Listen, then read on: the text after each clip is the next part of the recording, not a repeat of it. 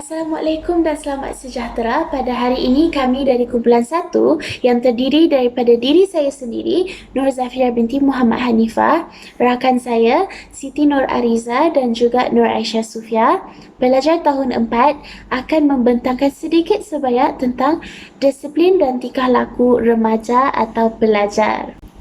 Okey, seperti yang kita tahu, disiplin memainkan peranan yang penting ke arah pembentukan sahsiah para pelajar. Disiplin amatlah penting dalam proses pendidikan.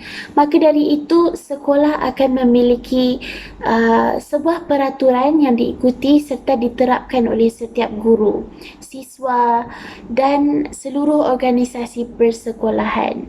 Jadi contoh disiplin yang diterapkan pada pelajar iaitu kehadiran atau kedatangan yang memerlukan mereka untuk hadir pada waktu yang tepat mengikut jadual yang telah ditetapkan.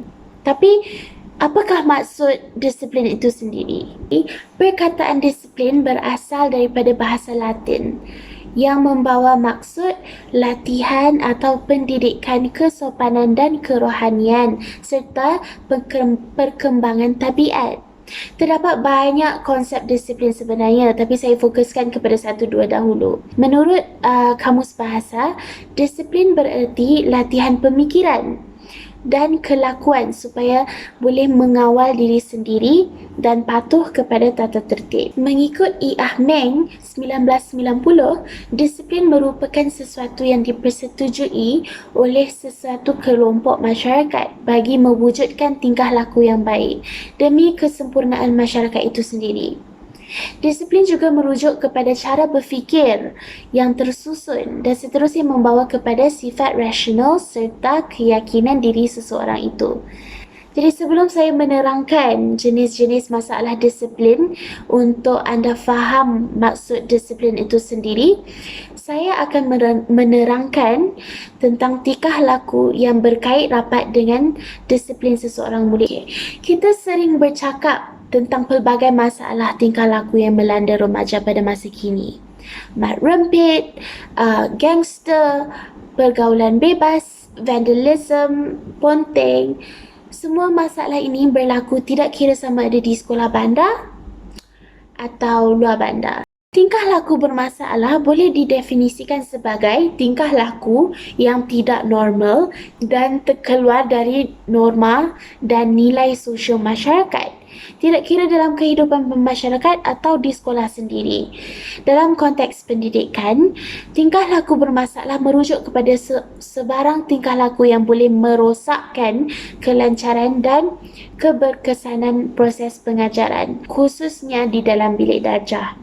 Seperti yang didefinisikan oleh Levine dan Nolan 2004 yang mendefinisikan tingkah laku bermasalah sebagai gangguan terhadap pelaksanaan proses pengajaran yang lancar. Bagi saya, sokongan orang sekeliling kepada seseorang itu amat penting untuk mereka membentuk sahsiah yang baik.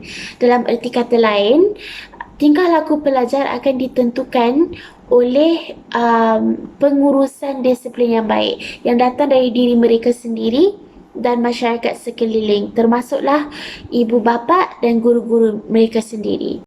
Terdapat beberapa faktor atau punca berlakunya tingkah laku bermasalah. Antaranya ialah diri murid itu sendiri. Mereka mungkin bosan mengalami masalah gangguan emosi seperti yang dikatakan oleh Herlock 1973, kaum remaja akan mengalami gangguan emosi seperti kebimbangan. Gangguan emosi ini berlaku akibat dari kegagalan membuat penyesuaian semasa bertembung dengan situasi-situasi baru. Dalam beberapa keadaan, guru-guru itu sendiri dianggap menjadi penyebab kepada kelakuan tidak baik pelajar seperti penyampaian kandungan yang tidak jelas atau penyediaan bahan yang tidak relevan. Seterusnya, suasana sekolah merupakan satu faktor yang menyumbang ke arah pelajar yang tidak berdisiplin. Sebagai contoh, peraturan yang ketat boleh menyebabkan pelajar rebel. Keluarga atau latar belakang murid itu sendiri juga berpengaruh dalam perkembangan disiplin murid. Keadaan seperti Keadaan seperti perceraian ibu bapa atau kematian boleh menjejaskan perkembangan disiplin pelajar, terutama dalam pencapaian akademik serta proses pembentukan personaliti. Jenis masalah disiplin.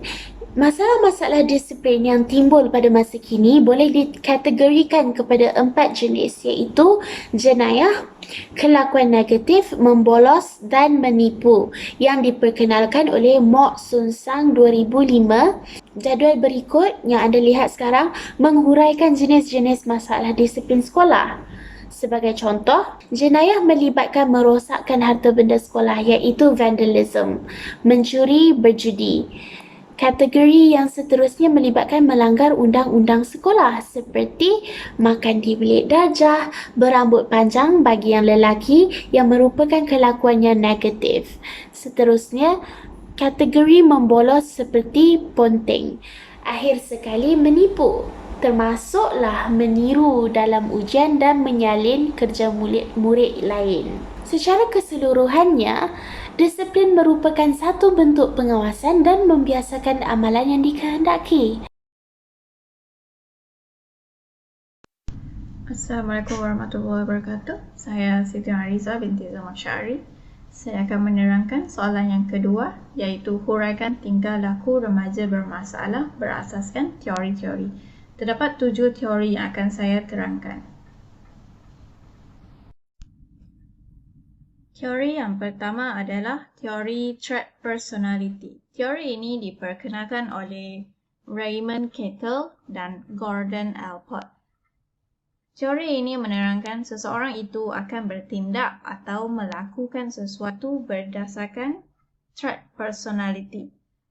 Maksud trait personality ialah ciri-ciri yang dapat meramalkan tingkah laku secara konsisten berdasarkan sebarang situasi. Teori personality berpusatkan kepada Big Five Theory. Big Five Theory terbahagi kepada 5 dimensi, dikenali juga sebagai Ocean. O dikenal pasti sebagai openness to experience, C adalah conscientiousness, E extraversion, A agreeableness, and N ialah neuroticism. Setiap dimensi mempunyai high dan low dan juga intro dan extra. Yang pertama sekali ialah low openness dan high openness. Low openness lebih dikenali sebagai traditional and practical, manakala high openness imaginative and curious. Low conscientiousness adalah unreliable dan disorganized, dan high conscientiousness ialah reliable and organized. Manakala introversion adalah reserved and quiet, extraversion adalah outgoing dan talkative. Low agreeableness mewakili stubborn dan suspicious. High agreeableness adalah trusting dan helpful, manakala yang terakhir sekali adalah neuroticism mempunyai anxious dan moody, manakala emotional stability lebih kepada calm and relax. So yang pertama sekali adalah low openness versus high openness. Low openness, individu ini tidak boleh menerima sebarang perubahan. Mereka juga tidak berfikir panjang kerana sudah terbiasa dengan rutin yang sama. Manakala high openness, individu ini mempunyai fikiran yang lebih terbuka, menerima perubahan dan lebih berhati-hati sebelum bertindak. Sebarang peraturan yang diperkenalkan, mereka boleh menerimanya. Individu ini juga berfikir panjang sebelum melanggar peraturan sekolah.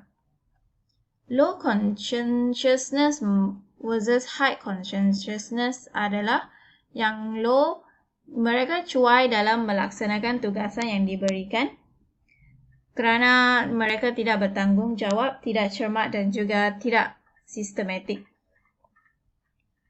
Berkemungkinan tinggi untuk bertingkah laku secara bermasalah kerana sifat yang dimiliki Semangat yang rendah akan menyebabkan mereka ketinggalan khususnya dalam bidang akademik dan akan mengakibatkan tingkah laku yang bermasalah. Manakala high conscientiousness, individu ini boleh diharap daya tahan yang tinggi, efisien dan juga sistematik. Menurut Dickman 1989, beliau mengatakan hanya individu yang berdaya tinggi dan bersemangat akan berjaya dalam bidang akademik. Dimensi yang ketiga adalah extraversion versus introversion. Extraversion, individu ini lebih aktif dan juga lebih suka bersosial. Mereka lebih banyak melakukan masalah tingkah laku kerana sifatnya yang friendly. Jadi mereka akan mengalami masalah dalam memilih rakan sebaya. Manakala bagi introversion, individu ini lebih senyap dan tidak suka bersosial. Mereka juga takut untuk melanggar peraturan sekolah. Individu ini tidak akan terpengaruh dengan perkara negatif kerana tidak begitu friendly. Mengikut Kelvin dan Mendler 1980, mengatakan apabila individu berada dalam kumpulan, mereka hanya akan dipengaruhi oleh dinamik kumpulan. Dimensi yang seterusnya adalah low agreeableness versus high agreeableness. Low agreeableness, mereka lebih bersikap degil, suka bermusuhan dan juga syak wasangka. Contohnya melawan guru, tidak menyiapkan kerja sekolah dan tidak patuh kepada ibu bapa. Manakala high agreeableness, individu ini bersifat positif dan tidak akan melakukan kesalahan.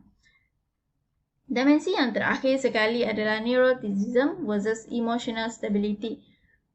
Dimensi neuroticism, individu ini akan mengalami emosi yang tidak stabil, perasaan bimbang dan juga tidak selamat. Setiap perbuatan yang dilakukan, mereka akan mengikut perasaan. Manakala bagi emotional stability, individu ini lebih tenang, emosi yang stabil dan merasa selamat. Mereka juga akan menunjukkan tingkah laku yang positif. Tingkah laku yang biasanya terjadi adalah aktiviti negatif yang bercorak, kumpulan seperti vandalisme, bergaduh, buli, ponteng dan juga merokok. Low agreeableness, extraversion, low conscientiousness, neuroticism dan juga low openness akan mempunyai masalah tingkah laku kerana semangat yang rendah dan juga sikap yang friendly dalam memilih rakan sebaya. Teori yang kedua adalah teori psikoanalitik. Teori ini diperkenalkan oleh Sigmund Freud. Tingkah laku dipengaruhi oleh proses psikologi tidak sedar, separah sedar dan juga sedar. Teori ini membincangkan perkembangan kepribadian, sifat manusia dan juga kaedah psikoterapi. Teori ini akan berdasarkan 3 aspek penting iaitu ID, ego dan juga superego. ID adalah keinginan untuk memenuhi kehendak asas yang primitif, manakala ego keperluan untuk akur dengan peraturan yang telah ditetapkan dan akhir sekali, superego iaitu mengawal ID dan ego untuk mencapai matlamat yang berasaskan moral. Defense mechanism adalah usaha untuk mempertahankan sebarang tindakan yang telah dilakukan oleh individu. Defense mechanism adalah dikawal dan bertindak dalam zone unconscious, iaitu zon tidak sedar. Defense mechanism terbahagi kepada 6. Yang pertama sekali adalah rationalization, iaitu penyediaan jawapan kepada setiap perbuatan. Contohnya, penting buat pertama sekali. Setiap perbuatan ataupun tindakan yang dilakukan oleh remaja tersebut, mereka telah bersedia dengan jawapan atas sesuatu tindakan yang telah diambil.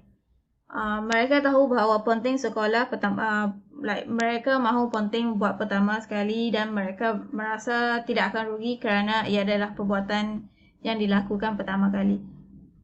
Defense yang kedua adalah repression, iaitu perasaan cemburu yang dipendamkan. Contohnya seperti cemburu dengan rakan yang cemerlang walaupun mereka tahu perbuatan mereka itu tidak digalakkan kerana mereka lebih tidak berdisiplin, manakala rakan yang cemerlang lebih berdisiplin dalam mengikuti peraturan-peraturan sekolah. Defense yang ketiga adalah displacement, iaitu meletakkan perasaan marah terhadap orang lain. Contohnya, seorang guru memarahi murid kerana masalah tingkah laku, tetapi pelajar tersebut melepaskan perasaan marah dengan membuli dan memukul pelajar lain. Defense yang keempat adalah projection. Projection adalah perasaan bersalah terhadap perkara yang telah dilakukan kerana tidak berfikir panjang. Namun, perasaan bersalah itu diabaikan. Contohnya, sekiranya murid itu menjumpai wang yang terjatuh, tetapi dia tidak memaklumkan kepada guru kerana berfikir bahawa individu lain akan melakukan perkara yang sama. Defense yang kelima adalah reaction formation, iaitu bertindak secara bertentangan dengan perasaan awal. Contohnya, pelajar baru yang berpindah ke sekolah baharu. Tingkah laku yang bertentangan dengan perasaan yang sebati dalam diri. Contohnya, pelajar itu adalah pelajar yang tidak mengalami masalah disiplin, tetapi apabila berpindah ke sekolah baharu dan memilih rakan sebaya yang tidak berdisiplin, maka setiap karakteristik dalam diri pelajar itu akan menjadi negatif. Defense yang terakhir sekali adalah sublimation, iaitu perasaan negatif ditukar kepada positif. Contohnya, membuang perasaan marah kepada perkara yang bermanfaat. Sublimation dikenal pasti sebagai tingkah laku yang positif kerana mengubah sikap asal yang negatif kepada sesuatu tindakan yang positif. Teori yang ketiga adalah teori humanistik, diperkenalkan oleh Carl Rogers dan Abraham Maslow. Teori ini menerangkan manusia mempunyai kuasa dalaman yang akan memberi impak kepada individu. Carl Rogers menyatakan setiap individu mempunyai potensi dalam diri untuk melahirkan instingkan diri. Dikenal pasti juga sebagai unconditional positive regard dan juga conditional positive regard. Unconditional positive regard adalah rangsangan positif yang tak dirancang. Contohnya, melayan orang lain dengan baik walaupun tidak sependapat, persekitaran yang kondusif memberi rangsangan terhadap perkembangan potensi diri, dan guru juga perlu mewujudkan suasana pembelajaran yang kondusif. Conditional positive regard adalah rangsangan positif yang dirancang. Persekitaran luar yang menyediakan rangsangan lebih positif dan insting kendiri yang lemah akan dilahirkan, dan pelajar juga akan lebih terdedah kepada masalah tingkah laku. Konsep kesempurnaan kendiri mempunyai 4. Ini telah diperkenalkan oleh Abraham Maslow 1943. Pencapaian potensi diri yang bermakna kepada seseorang manusia mempunyai kuasa dalaman dan mempunyai 4 tahap sebelum mencapai kesempurnaan kendiri, iaitu keperluan fisiologi, keperluan keselamatan, keperluan sosial, dan terakhir sekali adalah keperluan penghormatan. Teori yang keempat adalah teori tingkah laku.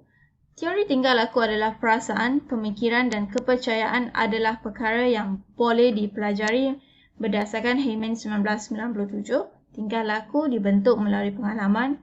Menurut Alberto dan Schulman 1990, Bandura 1977, Skinner 1982-1968, Axelrod 1983 menyatakan tingkah laku bermasalah dapat dihindari dan melahirkan tingkah laku yang baik sekiranya memahami pelajar yang bermasalah disiplin.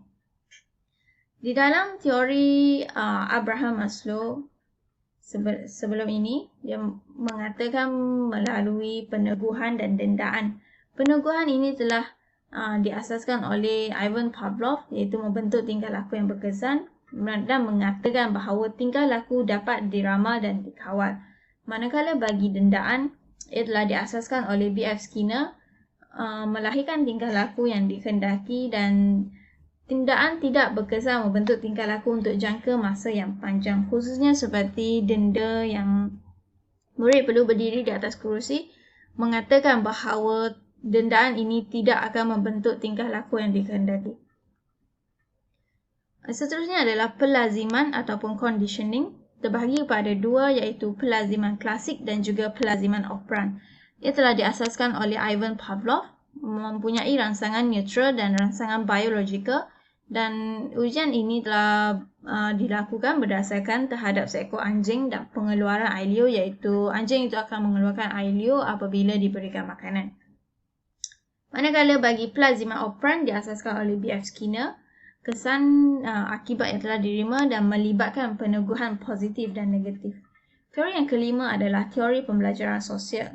Teori ini diperkenalkan oleh Albert Bandura, melakukan pengalaman dengan melihat orang lain sebagai model. Individu akan mengamalkan apa yang dilihat, sekiranya berterusan, tingkah laku tersebut akan kekal dalam diri individu. Tingkah laku ini dilihat daripada sudut pendekatan tingkah laku behavioral. Menurut Bandura 1977, guru menjadi model yang terbaik kepada pelajar, terbahagi kepada peneguhan negatif dan juga peneguhan positif. Contohnya, peneguhan negatif denda diberikan sekiranya tidak melakukan apa yang disuruh, manakala ganjaran diberikan sekiranya pelajar mengikut peraturan. Mengikut Wallery Bailey Sugai 1988, pemberian ganjaran merupakan pembentuk tingkah laku yang berkesan. Tingkah laku bermasalah kerana pelajar tidak selesa dengan peraturan sekolah. Pelajar beranggapan bahawa pelajar mesti patuh kepada undang-undang sekolah dan tidak boleh melakukan kesalahan. Teori yang keenam adalah teori kekecewaan agresif, diasaskan oleh Sigmund Freud. Sigmund Freud mengatakan bahawa manusia menginginkan keseronokan dan mengelak kesakitan. Apabila manusia tidak dapat memilikinya, manusia akan bertindak agresif. Setiap individu cenderung secara semula jadi atas faktor biologi untuk menjadi agresif apabila kecewa. Berdasarkan hipotesis kekecewaan agresif, tingkah laku agresif disebabkan oleh kekecewaan. Hipotesis ini disokong oleh Kenneth dan Meyer 1961. Kenneth dan Meyer memberitahu bahawa setiap individu mempunyai kecenderungan secara semula jadi atas faktor biologi. Teori yang ketujuh, dan teori ini adalah teori yang terakhir sekali, iaitu teori ajukan sosial. Teori ini telah diasaskan oleh Moffitt 1993. Teori ini menerangkan dan berkaitan peranan ibu bapa dan rakan sebaya dalam perkembangan tingkah laku delikuen remaja. Mengikut Moffitt 1993, jurang kematangan wujud apabila seseorang itu telah mencapai tahap keremajaan. Kematangan biologi bermula seawal umur 10 tahun namun tidak mempunyai panduan yang betul untuk diguna semasa zaman dewasa, dan akhirnya mereka terpaksa mencari jalan lain sebagai tuntutan status kedewasaan mereka. Interaksi antara ibu bapa dan anak serta penolakan rakan sebaya adalah perantara dalam pembangunan tingkah laku negatif remaja. Mengikut model tekanan dan pertemuan, model ini menerangkan tentang tingkah laku negatif. Ia telah diasaskan oleh Dishon et al. 1994, iaitu ketidaksejajaran penguatan daripada ibu bapa kepada anak mereka punca kepada tingkah laku antisosial. Tingkah laku terbawa-bawa seperti hubungan rakan sebaya. Itu sahaja daripada saya. Terima kasih. Assalamualaikum warahmatullahi wabarakatuh dan salam sejahtera. Nama saya Nur Aisyah Sufia binti Tahrin. Saya akan meneruskan pembentangan pada hari ini dengan soalan yang ketiga, iaitu bagaimanakah kefahaman tentang teori tingkah laku remaja bermasalah dapat membantu guru meningkatkan tahap disiplin di sekolah. Okey. Berdasarkan apa yang telah dibentang oleh pembentang kedua tentang teori-teori yang berkait dengan tingkah laku remaja bermasalah, apa yang telah kita fahami tentang tingkah laku remaja bermasalah? Terdapat 7 teori yang telah dibentang oleh pembentang kedua, antaranya ialah teori tingkah laku, teori humanistik, teori pembelajaran sosial, teori kekecewaan agresif, teori ajukan sosial, teori psikoanalitik, dan juga teori threat personality. Ketujuh-tujuh teori ini sangat berkait rapat dengan isu tingkah laku remaja bermasalah. Baiklah, seperti yang anda lihat, kita akan memfokuskan kepada 3 teori sahaja daripada keseluruhan 7 teori yang telah disebutkan oleh pembentang kedua. 3 teori ini merangkumi teori tingkah laku, teori pembelajaran sosial dan juga teori humanistik.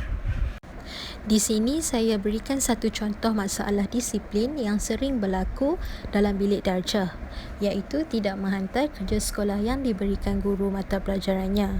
Ia boleh jadi sama ada tidak menghantar kerja sekolah yang diberikan langsung atau menghantar melebihi tempoh masa yang diberikan. Sebagai contoh, Daniel sering tidak menghantar kerja sekolah yang diberikan oleh guru mata pelajaran matematiknya. Dia memberi alasan bahawa tidak memahami silibus yang diajar dan tidak tahu menyelesaikan soalan yang diberikan dalam kerja sekolah tersebut. Walaupun telah mencuba memahami dan meminta tolong rakannya, dia masih tidak boleh menyiapkan kerja sekolah tersebut. Lama-kelamaan, Daniel menjadi malas dan mengabaikan kerja sekolah tersebut.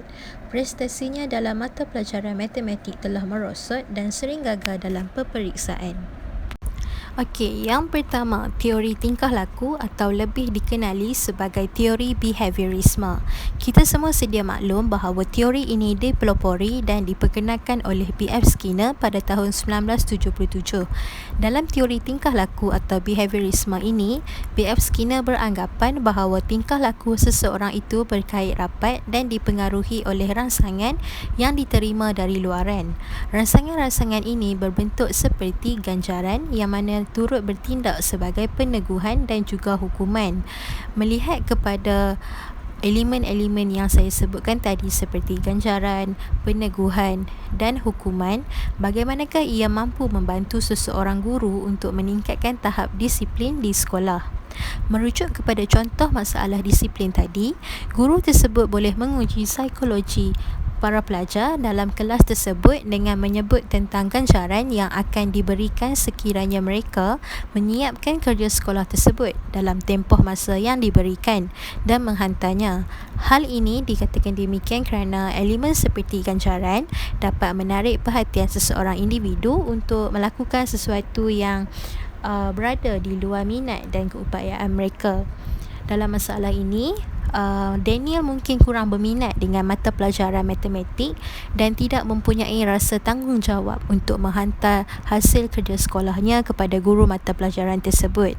Berdasarkan teori tingkah laku yang diperkenalkan oleh B.F. Skinner, guru mata pelajaran tersebut boleh menghasilkan satu carta yang dikenali sebagai reward chart. Reward chart ini berfungsi untuk merekodkan penghantaran kerja sekolah setiap pelajar. Sesiapa yang menghantar kerja sekolah tersebut mengikut tempoh yang diberikan, mereka akan mendapat penanda, mungkin dalam bentuk stiker atau tanda tik, mengikut kreativiti guru-guru untuk merekodkan penghantaran kerja sekolah. Pada setiap hujung bulan, para pelajar yang mendapat penanda yang penuh bagi setiap kerja sekolah yang diberikan akan diberikan ganjaran, sama ada dalam bentuk hadiah, wang tunai atau apa-apa yang berbentuk ganjaran oleh guru mata pelajaran tersebut. Ganjaran ini juga boleh dianggap adalah untuk memotivasikan para pelajar dalam mengekalkan momentum mereka dalam menghantar kerja sekolah. Manakala untuk para pelajar yang tidak mendapat penanda yang lengkap dan akan diberikan hukuman atau peneguhan negatif, iaitu diambil semula kelonggaran yang diberikan. Penyelesaian ini turut diguna pakai untuk Daniel yang mana dia akan diberikan ganjaran sekiranya menyiapkan dan menghantar kerja sekolah yang diberikan tersebut atau dikenakan hukuman sekiranya tidak menghantar.